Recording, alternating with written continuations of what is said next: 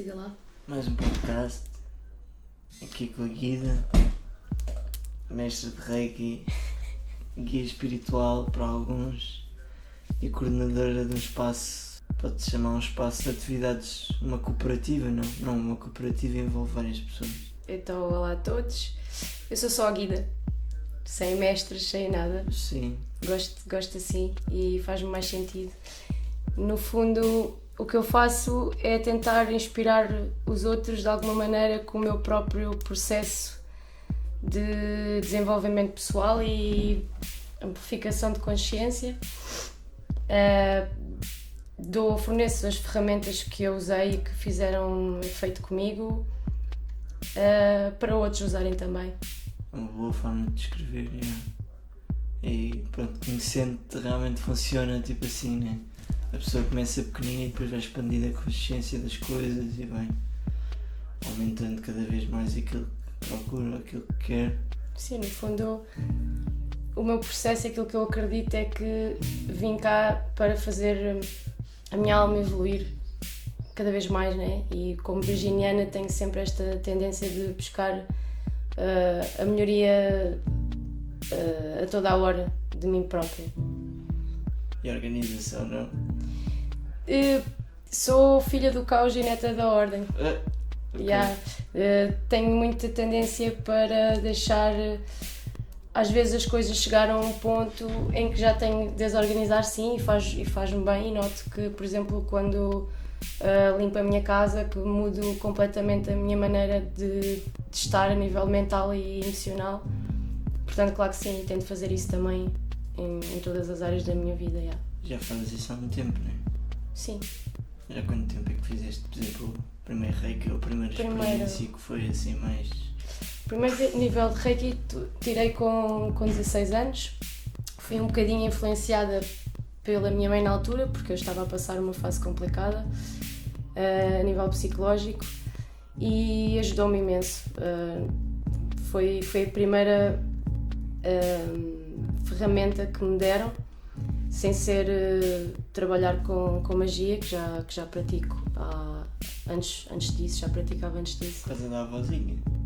Por causa da minha avózinha também, sim. A minha avózinha era, no fundo, alquimista, né? Herbeira, era farmacêutica e trabalhava com plantas, e desde pequenina que ia com ela para a farmácia e nós fazíamos na altura, ainda não vinham as pomadas já feitas, né? Nós é que fazíamos na altura, portanto eu aprendi a mexer com almofariz com tipo 6, 7 aninhos. E estava com ela a fazer as pomadas. Ok, isso é tipo old school farmácia. É giro, porque agora já não é nada assim, já vem tudo feito e é tipo industrial quase. Que é engraçado. Por acaso as farmácias antigamente tinham um cheirinho, um aspecto diferente. Eu não sou desse tempo, né? Mas antes parecia que as coisas eram feitas mais naturalmente. A minha avó era um bocado old school, porque já na minha altura já havia muito medicamento já embalado, né? Mas mesmo quando ela começou, e ela manteve essa tradição de fazer certas mesinhas para as pessoas do bairro, ela fazendo. Não vendo, ela sabia qual era a pomada industrial correta para aquela pessoa, mas preferia fazer ela lá embaixo. Nós tínhamos umas escadinhas que descíamos e tínhamos lá todo entre aspas, laboratório. Um laboratório de cientistas malucos. É boa cena. E tu imediatamente ficaste a gostar desses mesclas de alquimia. Eu lembro-me que uma das brincadeiras que eu tinha quando era mais nova era ir andar na natureza, né? E ir buscar uma pinha, uma folha, uma pena, o que fosse, né? Que eu sentia de alguma maneira que possuía uma energia bonita, e pôr numa taça, cantar para a taça e dar às pessoas para elas fingirem que estavam a comer aquilo. Então é engraçado quando nós vamos atrás do tempo e vemos as brincadeiras que já tínhamos. Sim, é bastante. Desde o início mostra que és uma curandeira, tipo uma pessoa que está em prol dos outros ou está a oferecer alguma coisa que tu escolheste na natureza de propósito para oferecer. Já mostra bastante. É como as crianças hoje em dia fazem bolos de Play-Doh, ou Tipo, sei lá, não sei qual é que são os brinquedos que andam hoje na moda. O Ricardo, que vive aqui em casa, ele é arqueólogo e ele tem, ainda hoje ele está a dormir com aquilo, a colcha dele é o Mickey, com vários instrumentos de arqueologia e pirâmides e não sei o quê. Eu já te Ok. mostro. O Mickey com arqueólogo. Yeah, Que é lá yeah. de Foi a Disney. primeira mantinha dele, que ele ainda hoje usa. Sério? Yeah, What? Isso é old school. yeah. Mas se ele se sente confortável com aquilo. Eu também já tive uns peluches também guardados, mas entretanto passaram a ser só decoração. Mas é sempre Eu não bom ter sei. um objeto assim, um objeto que a pessoa dá carinho. E sei lá, um objeto que nos dê. Aqui o fio elétrico, esteve aqui no centro. Este microfone apanha tudo. E basicamente não pensas mudar de carreira? Não sei se consideras que é uma carreira. Eu acho que é um propósito de vida, mas eu sou aquilo que eu quiser ser. Se eu não me sentir só identificado, e ainda bem que não, como tu disseste, curandeiro, eu adoro arte, eu adoro fazer artesanato, a arte que sana, né? Vem das mãos, é uma canalização, no fundo, divina. A arte é também cura, né? Tudo aquilo que eu ponho, no fundo, eu tento pôr o meu coração, seja no que for. E se eu tenho várias coisas que gosto de fazer, estou toda ciganita, como tu sabes, vendo artesanato depois também nas férias, portanto acabo por... Depois metes o link aqui Yeah. na página do Instagram já agora. Yeah. A loja já agora é Terapias do Caminho, é na Penha de França, e pronto, temos uma abordagem holística da cura, né? Portanto temos, holístico é rolo, que é todo, né? E então temos massagens, pronto, desde o físico, né? Uma coisa mais física, como fisioterapia, até meditações de expansão de consciência e autoconhecimento profundos. A loja já tem quanto tempo? A loja já existe mesmo há muito tempo e desde 2003. Bom, E aí era só a herbanária, ok. era só uma herbanária e depois é que começámos a ter terapias. Na altura era mesmo só, isto é mesmo uma coisa Já é de muito à família. frente. Yeah. É Tipo, muito... à época. Eu tinha 13 anos. Mas era a loja da tua avó, não é? Era a loja da minha mãe. Isto está na família. Runs in the family. Para não ser. Yeah. Tudo tipo ligado com a cura, com tentar de alguma maneira. A minha mãe quis fazer a loja porque para termos uma abordagem mais natural, ou seja, a farmácia era da minha avó e era mais com químicos, depois já no final, pronto, quando ela faleceu, deixámos de ter tantas coisas naturais e a minha mãe quis abrir uma lojinha, na altura era mesmo uma coisinha pequeniníssima, que tinha uns chás e uns tratamentos homeopáticos e pouco mais, florais de bar e cristais. As coisas vão crescendo, também tu, se calhar com o reiki foste dando a tua parte, né? Fazendo entrar na parte mais do corpo e do espírito, que a nova geração também está muito dentro. Esperemos que sim. Acho que sim. Yeah. Os putos agora são atrofiados. São atrofiados, mas sei lá. Eu sinto que os miúdos, eu tenho um sobrinho de 12 anos, e o meu sobrinho tem uma sensibilidade que, para a idade que tem, que eu não tinha na altura. Quando dizes sensibilidade é saber as coisas que estão à volta e saber. Isso também eu sentia, não, mas uma capacidade se calhar de perdoar mais perto do que se chama consciência crística,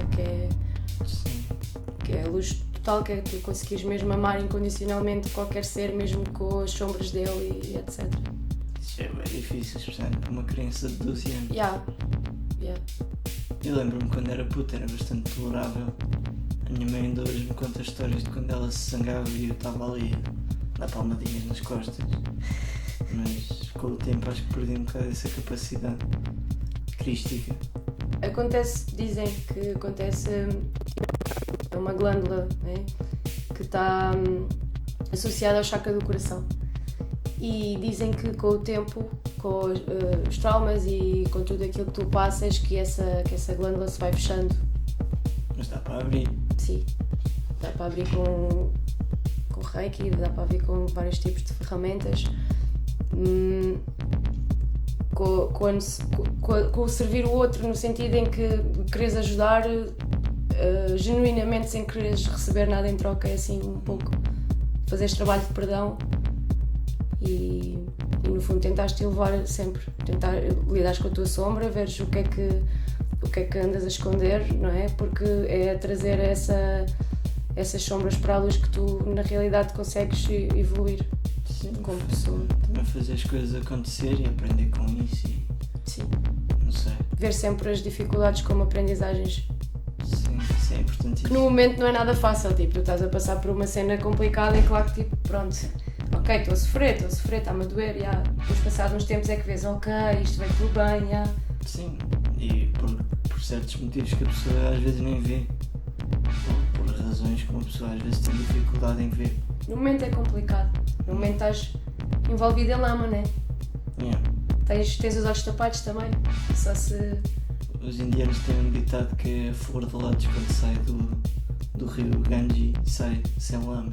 Yeah. Quando sai No mud, no lotes. no mud, no lótus. No mud, Tem no que haver, lotes. tem que haver as duas. Yeah. Total. Yeah. É um bocado como a história da Yggdrasil, né? Sem as raízes profundas e sem elas estarem fortificadas e as conheceres, não é?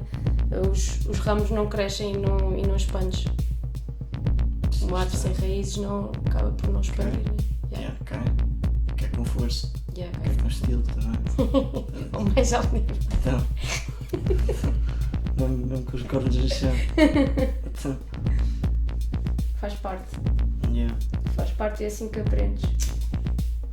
E só no chão é que consegues perceber que já como se dali não passasses. Yeah, do chão não passas. Yeah. Bates no fundo, já está no fundo. Yeah.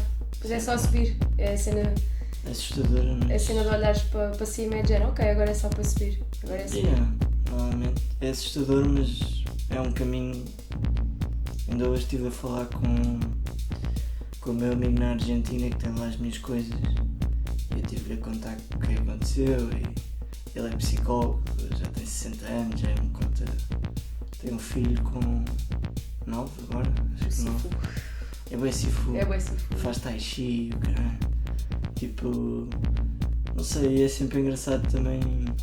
Já não falava com ele pai há 2 anos, por isso ele agora está com uma barba enorme, está com um atar, mas continua mesmo sifu. É sábio. Yeah, é bastante sábio. Disse-me logo um livro de bioenergia para ir ver. Fixe. Tipo assim do nada, estava ali com as fotocópias na mão, olha, toma isto, vê lá o que é que fazes com isto. E acho que falta um bocado essa aprendizagem também que as pessoas mais velhas Claro que sim. dar. Claro que sim. Eu trabalho imenso com velhotes na loja e pronto, estamos inseridos numa zona mais de idosos e a maior parte das terapias que têm mais pessoas mais recorrentes é as fisioterapias e as massagens e eu aprendo tanto, mas tanto mesmo e ganhas humildade. Mas aprendes porque eles de histórias ou aprendes porque eles. Aprendo de histórias e aprendo também da maneira de falar com eles, como agir, como reagir, porque nem toda a gente vai, não estamos a falar agora e não me estão a ver, mas pronto, tenho um estilo um bocadinho mais alternativo. Eu ponho sempre uma foto, Ok, tipo, assim ok. que eu tenho ali no. E tens de ver que o tempo deles não é o nosso tempo também, né? Yeah, completamente. E as coisas que eles passaram não é as coisas que nós estamos a passar. Não. Mesmo não, de todos. Eles com a idade dele, com 12, 13 anos, se calhar já estavam a trabalhar. O meu mestre começou a fumar com 9 anos. Isso não faz muito bem essa. Então, mas já parou. Boa. Conseguiu. A dizer que apanhava as beatas do chão e a fumar aqueles cigarros antigos que haviam, que era mais pólvora do que qualquer coisa. É complicado, eles passaram por uma fase bastante complicada, Pois, acredito. especialmente aqui em Portugal, com a guerra do ultramar e... Qual mestre? O teu Sifu? Yeah, Ok. é uma pessoa fantástica, mas tu olhas para ele hoje e parece que o passado não afetou. Que é essa magia de chegar a velho, tens tanta experiência que... sei lá. É esta experiência que eu adoro histórias de vida, sabes? Tipo, eu lembro-me sempre quando vejo uma pessoa muito danificada daquela prática que os japoneses têm de colocar ouro nas peças rachadas. Ok. Porque é aprendermos a amar as nossas cicatrizes e a assumi-las e a mostrar a nossa autenticidade no mundo, tipo de género, eu sou isto, eu passei por isto, ok, não me vou vitimizar, não vou dar-me com o chicote, ter feito assim assado, posso sempre fazer melhor e o momento presente é mesmo um presente, é o agora, tipo, já não podes começar um momento novo e ser uma pessoa nova neste preciso momento. E o passado não dá para mudar mesmo de todo. Só temos mesmo de assumi-lo e é engraçado. E há dois exemplos de velhinho, que é o velhinho que se está sempre a queixar, mas tem uma experiência, e o velhinho que está sempre a andar para a frente e está-se a cagar para as cenas. Eu acho que há sempre um momento em que a pessoa vai poder escolher se vai realmente ficar nessa amargura ou não. E esses velhinhos que ficaram assim, mais amargurados, muitos deles desconectaram-se completamente da criança deles interna. Completamente. São... Brincar, estão sempre jogar, preocupados, ou estão sempre preocupados com alguma coisa. Essa é outra. Qualquer coisa agora é medicação para cima. Isso é assustador. Que é uma coisa que depois as famílias até apoiam. Porque tu gostas de uma pessoa, não queres que ela tenha o downfall mais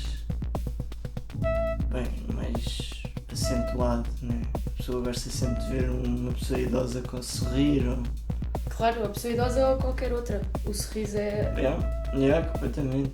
Pega-se, o sorriso pega-se completamente. Sei lá. Eu tenho 2 avós, não falo muito com eles. Mas mesmo assim, quando eles falam comigo, eles sorriem. Podias falar mais com eles, se não fossem eles, não estavas vivo. Ou pelo menos tentar ver o que é que tens parecido com eles. Isso é uma busca que sempre me interessou, por acaso. Eu não me dou com eles por cenas familiares que eu nem sei, mas até percebo. Sei bem. Também tenho isso. Temos todos, né? É uma cena, sei lá, se eu me zangasse com os meus pais, acho que não era capaz de me zangar tanto tempo. Mas aí está, como eram tempos diferentes, tipo, se calhar a zanga dá origem a, sei lá, a coisas que às vezes não se dizem a tempo, não sei, porque às vezes... É o deixar andar e às vezes há muitas pessoas que preferem nem falar sobre as coisas e engolir aquilo e ficar a remoer durante anos. Isso dá cancro. Isso faz bem mal. Essa merda dá cancro. Faz bem mal.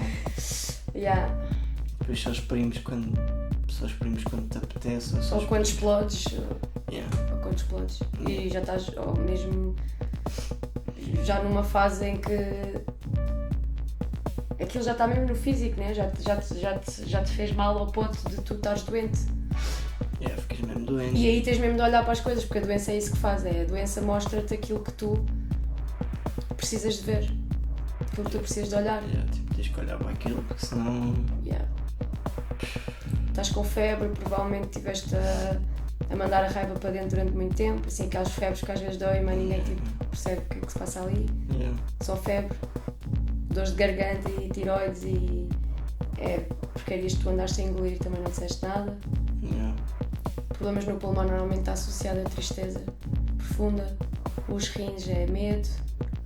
Claro que isto não é tipo a verdade absoluta, claro que não é, estás a ver? Mas pode ter, por exemplo, uma pessoa que tem problemas de rins, se calhar tem problemas de rins porque anda a beber muito, também não pode ser só. Mas porque bebe. Mas imagina, porque é que bebe? Ou porque é que abusa tanto da bebida, ou porque é que começou a beber sequer. Isso depois vem tudo, descarrega, até que descarrega tudo. A adição é para mim um dos temas mais que vem mais à conversa normalmente, porque já tive uma fase de dependência de substâncias bastante intensa há alguns anos e na altura eu fazia-o para me autodestruir, porque lá está, a minha raiva era internalizada, ou seja, eu mandava para dentro. E porque era mais fácil de lidar, no fundo as substâncias acabam-te por tirar um bocado daquela realidade, mas é momentâneo, no dia a seguir está tudo tu acabas igual ou pior. Tu acabas sempre por estagnar, estás sempre a perpetuar. Total. E depois acabas por acordar um dia e queres que as coisas mudem, mas também não sabes por onde começar. O que é um excelente início. Sim, saber que queres mudar. Yeah, Só o facto de dizer eu quero mudar já é um excelente início, mas é fedido. Aí está, ter companhia ajuda sempre. Claro que sim, um bom alicerce de pessoas à tua volta que estão a apoiar e que sabem o que é que está a acontecer, né? Porque há muita gente que está adito a substâncias e que nem sequer ninguém sabe, nem eles próprios assumem pelos próprios, né? Completamente. Yeah. Um alicerce emocional é uma das melhores coisas que existem, é tribo mesmo. É, a nível de família, amigos, o que for, salva vidas. A conexão, a comunidade, sentir-te pertencente a alguma coisa. Nós somos seres sociais acima de tudo. Yeah. É isto. Pronto, foi um prazer. Isto é... Oi, poi. Oi. E viva a vida. Viva a vida. Fazer mais aqui um cigarrinho de CBD. Adoro.